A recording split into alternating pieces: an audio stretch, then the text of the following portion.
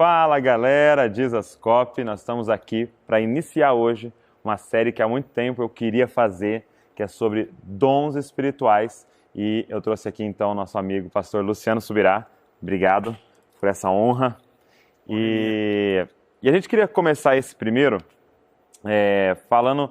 desmistificando um pouco esse assunto, né? Porque esse assunto, eu que cresci numa igreja tradicional, né, pentecostal, esse assunto sempre foi muito, usar a palavra místico, né? Sempre aquelas pessoas, eis que te digo, tal. Então, para mim, foi sempre algo muito distante. E eu vi uma vez você ministrando sobre isso e eu achei interessante essa abordagem, né? Bom, para mim que fui criado numa igreja bem tradicional, nada pentecostal, era mais distante ainda. Mas, de fato, eu acredito que a gente precisa desmistificar e entender a simplicidade dos dons, da forma como o Espírito Santo opera e, inclusive, como ele trabalha em nós a questão dos dons. Isso vai ajudar em muito. A gente queria usar o texto de 1 Coríntios, capítulo de número 12, a partir do verso 8, onde há uma lista de dons. Exatamente. 1 Coríntios 12, de 8 a 10, diz: porque a um é dada mediante o Espírito a palavra da sabedoria, a outro, segundo o mesmo Espírito, a palavra do conhecimento, a outro no mesmo Espírito a fé, a outro no mesmo Espírito dons de curar, a outro operações de milagres, a outro profecia, a outro discernimento de espíritos, a um variedade de línguas e a outro capacidade para interpretá-las. Nós temos uma lista aqui com 9 manifestações. E, pastor, qual que é o objetivo dos dons espirituais? Por que Deus liberou isso para a igreja? Bom, os dons eles são para edificação, né? O próprio versículo seguinte, o 11, diz: um só e o mesmo Espírito realiza todas essas coisas, distribuindo-as como lhe apraz a cada um individualmente. Esse a cada um mostra que os dons são para todos. Né? Deus tem um plano de que cada um possa. No entanto, há uma distribuição coordenada. Né? De acordo com o texto bíblico, e a partir do versículo 12 é que ele vai falar disso, né? No verso 7 diz que ela é dada para um fim proveitoso. O apóstolo Paulo sinaliza no capítulo 14 que é para a edificação da igreja, para fortalecer outros. Mas a gente precisa entender, quando ele diz a um é dada essa manifestação, a outra é dado outra, que não é todo mundo que vai ter tudo e que Deus quer usar essa diversidade para que o que eu tenho junto com o que você tem possa complementar, se complementar e suprir a necessidade de todos. Mas acho que essa ideia de a cada um coloca uma responsabilidade, que mesmo que eu não tenha tudo, eu preciso dar lugar a algumas dessas manifestações na minha vida.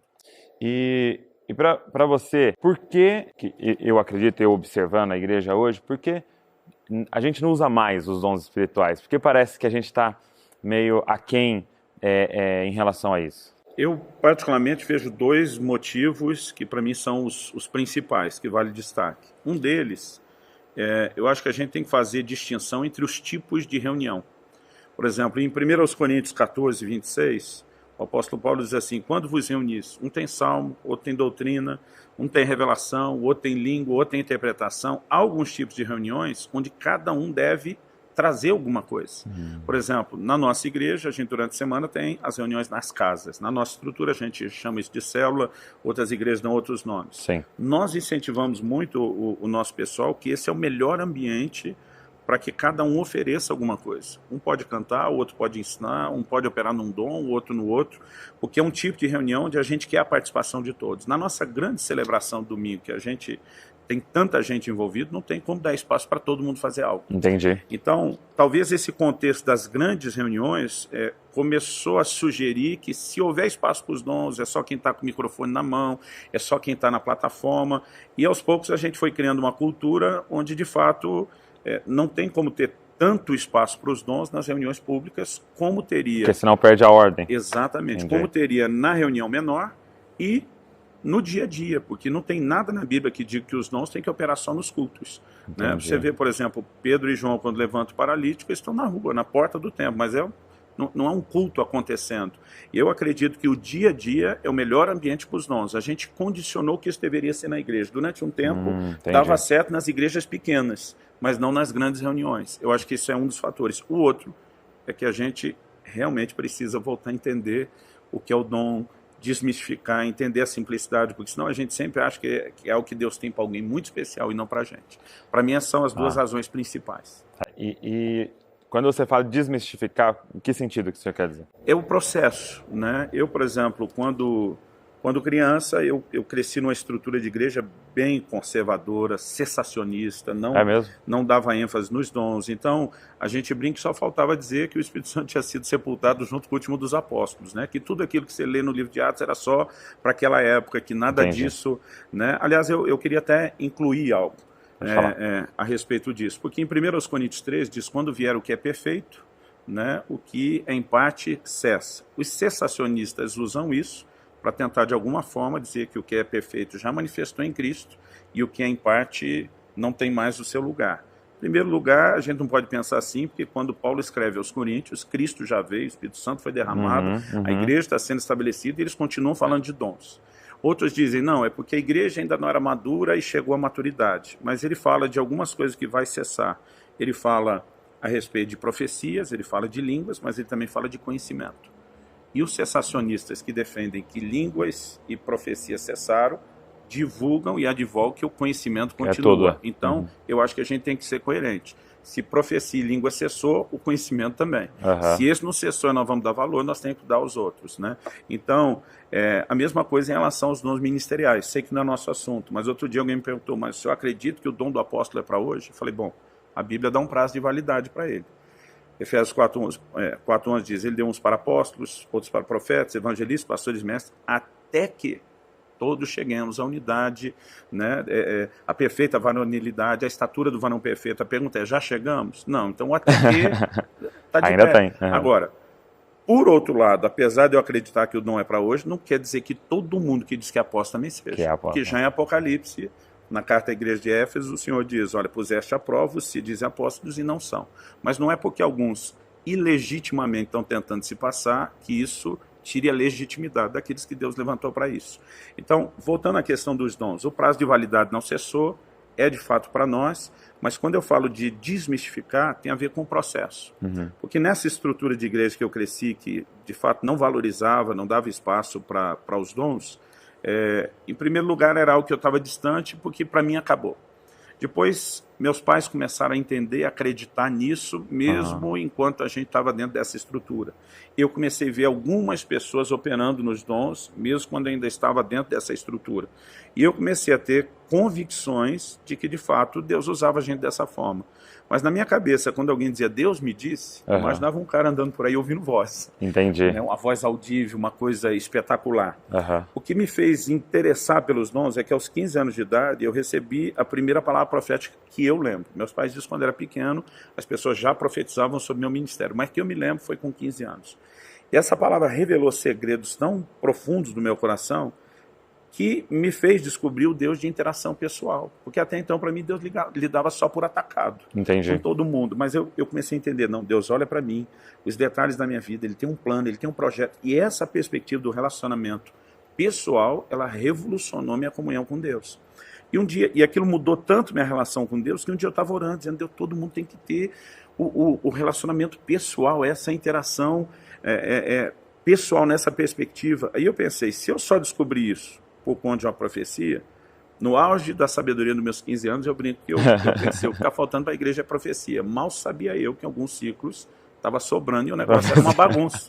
Né? Mas na minha cabeça eu falei, é isso. Então eu falei para Deus, imaginando que o problema não é seu, de má vontade de não querer dar a profecia, deve ser nosso de não estar cooperando. Então me candidatei, falei para Deus, quero te ajudar a resolver esse negócio. Quero ser profeta. Mas como eu não sabia nada, eu fui atrás da pessoa que me deu a primeira palavra profética e que eu vi, mas muitas vezes ser usado por Deus. Nunca tinha visto, seja profetizando, falando em língua, interpretando, entregando uma palavra de conhecimento. Nunca tinha visto essa pessoa errar uma. E era dessa igreja ou não? Já era de uma outra igreja que eu estava começando a frequentar. E eu fui para essa pessoa e falei, cara, me ensina as manhas do negócio. Conversa de adolescente, na minha cabeça tinha as manhas, tipo, não esconde não, divide o segredos aí eu comecei a perguntar, como é que Deus fala? É voz de homem, é voz de mulher? É sempre a mesma voz? Tipo, quando é um amigo que você atende, você não precisa do identificador, você sabe quem é, né? Se é uma voz estranha que atende, não, é engano, no caso espiritual seria um baita do engano. Mas eu comecei a fazer essas perguntas e ele ria, mas ele ria das minhas perguntas, e hoje eu também tenho vontade de rir. Ele olhou para mim e falou para mim assim, Luciano, 2 ou 3 vezes da minha vida toda eu ouvi uma voz audível. Ele falou, normalmente eu não escuto com o meu ouvido. Aí eu interrompi ele, falei, mas você não escuta com o ouvido, você escuta com o quê? Né? Aí ele falou, não, Deus fala comigo do lado de dentro. Eu falei, bom, então você tem um ouvido lá de dentro? Ele falou, não, é uma impressão. Eu, naquela época ainda, para mim impressão era só coisa de gráfica. Eu falei, não estou entendendo. Então ele falou, Luciano, deixa eu te ajudar a entender numa outra perspectiva. Ele falou, às vezes Deus fala de uma forma tão simples do lado de dentro da gente, que chega a ser parecido com um pensamento, com um sentimento.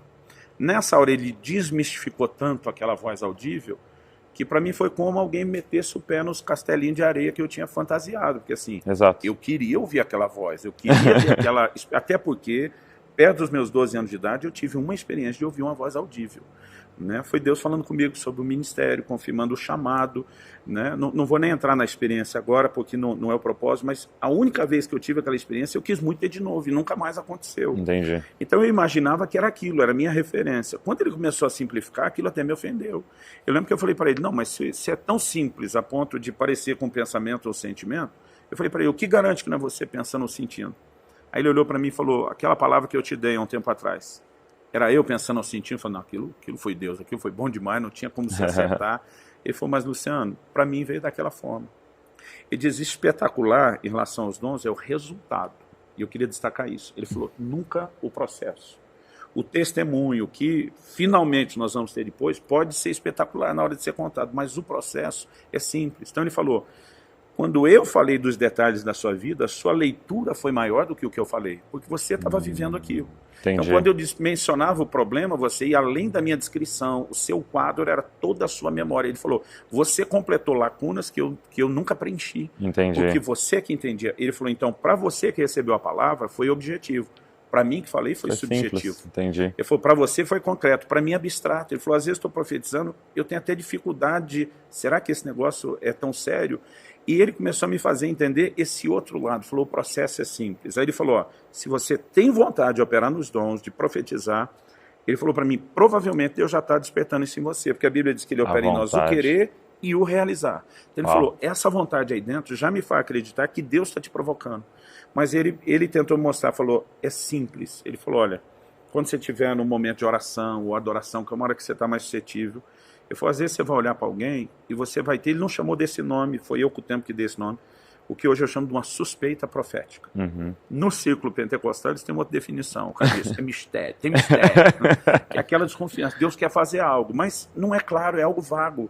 Ele falou, se você der atenção, começar a orar, considerar, você vai ter uma coisa muito simples, uma semente, e se você trabalhar aquilo, você vai se surpreender. Então foi com essa dica que eu dei o meu primeiro passo. Numa reunião, né, um rapaz chegou, depois já assim atrasado, sentou perto da porta. A hora que eu olhei para ele, me bateu essa suspeita profética. Deus quer falar com ele, não sabia o quê. A maioria nesse momento desiste. Eu comecei a orar, Deus, se o Senhor quer falar, eu estou aqui, tal. E de repente começou a me vir a desconfiança. Ele brigou com o pai essa semana. Mas principalmente naquela época, estamos falando de quase 30 anos atrás, não se ministrava sobre família como hoje. Dizer que o filho adolescente brigou com o pai era chovendo molhado. Era tipo profecia. Hoje ainda é, mas antigamente era pior. Vejo uma chave, né? Então eu pensei, não, isso não é suficiente. Mas eu comecei a orar mais e de repente vinha a impressão, parece que ela ia aumentando, a desconfiança. Não, normalmente ele não briga com o pai. Com a mãe sim, com o pai não. E a briga que ele teve com o pai foi de uma forma como nunca aconteceu antes. Esses pensamentos começaram a vir. O tempo todo, um atrás do outro. Aí quanto mais eu orava por aquela situação, e ele está debaixo de culpa pelo que aconteceu, e ele não quer hoje sair à rua evangelizar, que era o propósito que nós íamos fazer depois, e eu entendia que a única razão para eu tocar no assunto era encorajar ele a não ficar sem ir para o evangelismo conosco. Só que esse pastor, quando ele me ensinou a desmistificar, ele falou, Luciano, o problema é que alguns já querem começar de cima lá no dom. Entendi. Eu falei, mas o que é começar de cima? Ele falou, a gente cresce no dom. Por exemplo, em 1 Coríntios 14, 12, ele diz, visto que desejais dons espirituais, procurai progredir neles. Há um progresso, a gente cresce no dom. Ninguém começa operando na plenitude do dom. Como um músculo? Exatamente. Né? Então ele falou assim, você só fica bom em qualquer coisa fazendo. Então pregar, a gente pode falar que tem a unção de Deus, a inspiração sim, mas O pregador, com o tempo, ele habilidade. se exercita em conseguir comunicar e expressar melhor as coisas. Então, apesar de contar com o socorro, com a graça, com a unção de Deus, tem uma parte que é natural.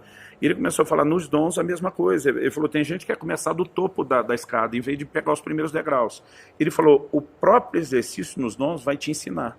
Então, você só vai ficar muito bom treinando. E tem gente que primeiro quer ficar bom para começar. Ele falou, o negócio nunca vai andar.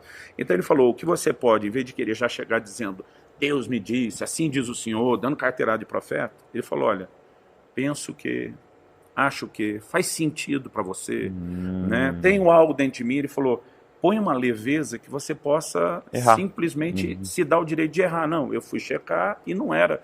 Porque ele falou, a única maneira de você descobrir se aquilo realmente é de Deus ou não é checando.